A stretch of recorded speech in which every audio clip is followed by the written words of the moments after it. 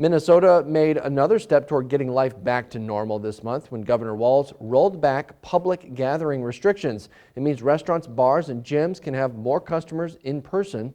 It also lifts the indoor limit on churches. Mike Johnson revisited one Circle Pines church to see how it's doing 1 year into the pandemic. The last time we stopped in at Good Shepherd Lutheran Church in June, staff was getting ready to hold their first services in person in weeks.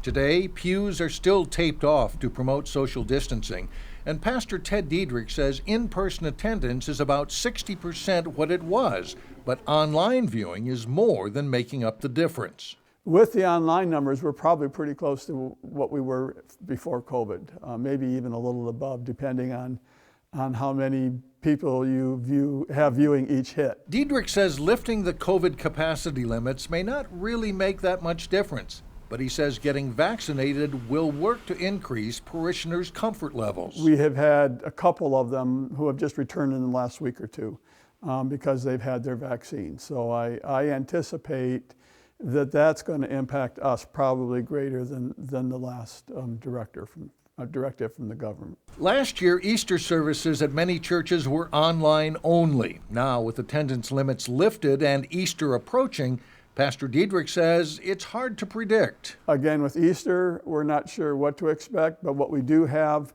is we do live stream, and we have TVs down in the basement where if we have an overflow and it's getting too crowded, we can send them downstairs and on the TVs in the basement watch the live stream. So they would still be in presence of the community and can share afterwards. While the last year has required a number of changes, including parking lot church, Diedrich says they're hanging in there. God has blessed us. We've made it through. For North Metro TV News, I'm Mike Johnson reporting. The latest announcement also lifts the limits on attendees at weddings and funerals, but social distancing is still required.